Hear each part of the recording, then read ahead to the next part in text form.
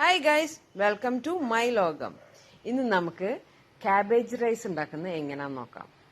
ഞാൻ ഇവിടെ ക്യാബേജ് എന്ന് പറഞ്ഞത് റിച്ച് ഇൻ ന്യൂട്രിയൻസ് ആണ്. അപ്പം എല്ലാവരും അതിനൊരു സാധാരണ ഒരു അത്ര അങ്ങോട്ട് മൈൻഡ് ചെയ്യാത്തൊരു സാധനമാണ്, വെജിറ്റബിൾസ് ആണ്. ആദ്യം വേണ്ടത് ഞാൻ 1.5 കപ്പാണ് എടുത്തിട്ടോ റൈസ്, ജീര റൈസാണ്. അതൊന്ന് വെള്ളത്തിൽ സോക്ക് ചെയ്ത് വെക്കുക. പിന്നെ വേണ്ടത് വലിയൊരു ക്യാബേജിൻ്റെ ഒരു 1/4 ഭാഗമാണ്, അതൊന്ന് ഗ്രേറ്റ് ചെയ്യണം. പിന്നെ ഗ്രേറ്റ് ചെയ്യുന്നത് അത് കൂടെ തന്നെ ഒരു ഉള്ളിയും വേണം, ഒരു 3 പച്ചമുളകും, ഒരു വലിയൊരു അനിയനാണ് വേണ്ടത്, അതും പിന്നെ 3 പച്ചമുളകും കട്ട് ചെയ്ത് വെക്കുക. അത് ഗ്രേറ്റ് ചെയ്ത് വെക്കുക കേട്ടോ. എന്നിട്ട് വേണ്ടത് ഈ ക്യാബേജിന്റെ ഇതിനെപ്പറ്റി ഫാക്ടിന്റെ പിന്നെ ഹെൽത്ത് ബെനിഫിറ്റ്സിനെ പറഞ്ഞാൽ തീരാത്തതാണ് കേട്ടോ.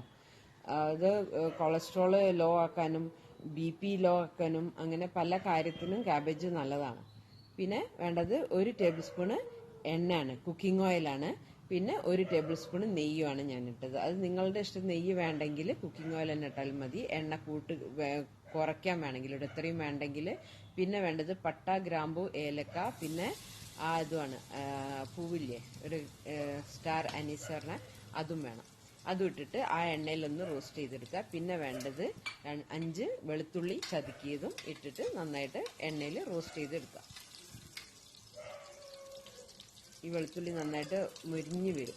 അത് ചതിക്കിയത് ഞാൻ തൊലി കളയാതെ ചതിക്കുക, അതിൻ്റെ ഫ്ലേവർ ഉണ്ടാവും കേട്ടോ. അതിന് തൊലി കളയാതെ വെളുത്തുള്ളി ഇങ്ങനെ ചതിക്കിയിട്ടുണ്ടെങ്കിൽ. അപ്പോൾ അതൊന്ന് നന്നായിട്ട് റോസ്റ്റ് ചെയ്തിട്ട് അതിലേക്ക് മുറിച്ച് വെച്ചിട്ടുള്ള ഉള്ളിയും പച്ചമുളകും ഇടുക. പച്ചമുളക് വേണമെങ്കിൽ ഇനി കൂട്ടാട്ടോ, നിങ്ങൾക്ക് എരിവ് കൂടുതലും ആവശ്യമുണ്ടെങ്കിൽ പച്ചമുളക് കൂട്ടാം. ഞാൻ 3 പച്ചമുളകാണ് ഇട്ടത്. അപ്പം ഇത് നന്നായിട്ടൊന്ന് വഴറ്റുക. നന്നായിട്ട് ഉള്ളിയും പച്ചമുളകും നന്നായിട്ടൊന്ന് വഴന്ന ശേഷമാണ് നമുക്ക് ക്യാബേജ് ആഡ് ചെയ്യേണ്ടത്.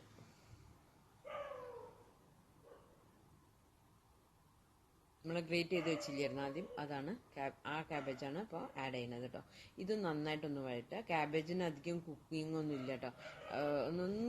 ഇതിപ്പോൾ റോ ആയിട്ട് കഴിക്കാൻ പറ്റുന്ന ഒരു വെജിറ്റബിൾ ആണ് ക്യാബേജ്. എന്നാലും ഇതൊന്ന് ജസ്റ്റ് ഒന്ന് ഇതാക്കിയാൽ മതി, മിക്സ് ചെയ്താൽ മതി. ആ ഉള്ളിൻ്റെയും പച്ചമുളകിൻ്റെയും വെളുത്തുള്ളിൻ്റെയും ഒക്കെ അതിലൊന്ന് നന്നായിട്ടൊന്ന് മിക്സ് ആയാൽ മതി. അത്രേ ഉള്ളൂ. കുക്കിങ്ങിൻ്റെ വലിയ കുറേ നേരമുള്ള കുക്കിങ്ങിൻ്റെ ആവശ്യമൊന്നുമില്ല. ഇതൊന്ന് മിക്സ് ചെയ്തിട്ടാൽ മതി. ഇത് ഈ സമയത്തൊക്കെ ലോ ഫ്ലെയിമിലാണ് ഉള്ളത് കേട്ടോ. എന്നിട്ട് ഉപ്പ് ഇടുക, ആവശ്യത്തിനുള്ള ഉപ്പ്. എല്ലാ റൈസിനുള്ള എല്ലാം മൊത്തമുള്ള ഉപ്പ് ഇപ്പം തന്നെ ഇട്ടിട്ടുണ്ട് കേട്ടോ ഞാൻ. അപ്പം നന്നായിട്ട് വഴറ്റി കഴിഞ്ഞിട്ട് ഇനി ആഡ് ചെയ്യേണ്ടത് നമ്മൾ സോക്ക് ചെയ്ത് വെച്ചിട്ടുള്ള കുതിർത്തി വെച്ചിട്ടുള്ള അരിയാണ് ആഡ് ചെയ്യേണ്ടത്. അരി ഇപ്പം ഞാൻ സോന മസൂരിയാണ് ജീര റൈസാണ് എടുത്തത്. അതിന് വേണമെങ്കിൽ സോന മസൂരി എടുക്കാം, ബസ്മതി റൈസ് എടുക്കാം, ഏത് റൈസ് വേണമെങ്കിലും എടുക്കാം. ഏത് റൈസ് അല്ല, നമ്മുടെ ബോയിൽഡ് റൈസ് അല്ല, അല്ലാത്ത എല്ലാ റൈസും എടുക്കാം കേട്ടോ. ഇപ്പം ഞാൻ ജീര റൈസാണ് എടുത്തിട്ടുള്ളത്. അതിന് നല്ലൊരു ഫ്ലേവറും മണമൊക്കെ ആയിരിക്കുമല്ലോ. നമ്മളെ കേരളത്തിലുള്ള നമ്മളെ മലബാർ ഉള്ളവർക്ക് ഈ റൈസ് ആയിരിക്കും എപ്പോഴും ഇഷ്ടം ഉണ്ടാവുക. അപ്പം എനിക്കും അതന്നെ ഇഷ്ടം, ബസ്മതി റൈസിനേക്കാളും.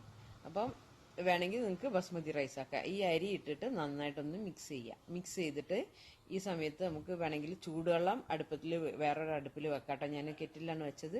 അപ്പോൾ നന്നായിട്ട് മിക്സ് ചെയ്തതിന് ശേഷം ഞാൻ പറഞ്ഞല്ലോ 1.5 കപ്പ് അരിയാണ് എടുത്തത്. പിന്നെ ഒരു 3 കപ്പ് ഉണ്ടാവും ആ ക്യാബേജ് കട്ട് എല്ലാം കൂടി സ്ലൈസ് ഇത് ഗ്രേറ്റ് ചെയ്തത് കേട്ടോ. ഇനി വേണ്ടത് 3 കപ്പ് ചൂടുവെള്ളമാണ് ഞാൻ ഒഴിച്ചത്. ചൂടുവെള്ളം തന്നെ ഒഴിക്കുന്നതാണ് നല്ലത്. അപ്പോൾ വേഗം അത് കുക്ക് ചെയ്ത് കിട്ടും. ഒരു 10 മിനിറ്റ് ലോ ഫ്ലെയിമിൽ വെച്ചിട്ട് ഒന്ന് കുക്ക് ചെയ്തെടുക്കുക. അപ്പം ചൂടുവെള്ളമാണ് ഒഴിച്ചത്. 3 കപ്പ് വെള്ളം ചൂടുവെള്ളം ഒഴിച്ചിട്ടുണ്ട് കേട്ടോ.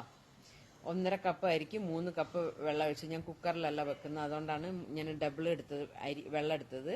അപ്പോൾ 3 കപ്പ് വെള്ളം അടച്ച് വെക്കുക. ഒന്ന് വെയിറ്റ് വേണമെങ്കിൽ എൻ്റെ മേലെ വെക്കാം, ഒന്ന് ദമ്മായിട്ട് വേവാൻ വേണ്ടിയിട്ടാണ്.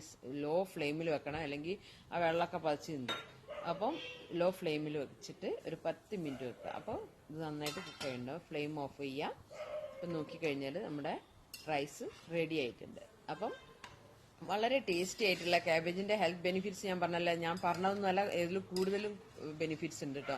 ഈ ക്യാൻസർ പേഷ്യൻസിനൊക്കെ റേഡിയേഷൻ ചെയ്യൂല, അതിന്റെ സൈഡ് എഫക്ട്സ് ഇല്ലാതാക്കാൻ, ഇത് കെമിക്കൽ റിയാക്ഷൻ ഇല്ലാതാക്കാൻ ക്യാബേജിന് കഴിയും. അപ്പം അങ്ങനത്തെവരൊക്കെ ക്യാബേജ് നല്ലത് കൂടുതൽ കഴിക്കാൻ ശ്രമിക്കുക. ഓക്കെ, അപ്പം എല്ലാവർക്കും മനസ്സിലായില്ലേ ടേസ്റ്റി ആയിട്ടുള്ള ഹെൽത്തി ആയിട്ടുള്ള ഈ ക്യാബേജ് റൈസ് എങ്ങനെ ഉണ്ടാക്കേണ്ടതെന്ന്?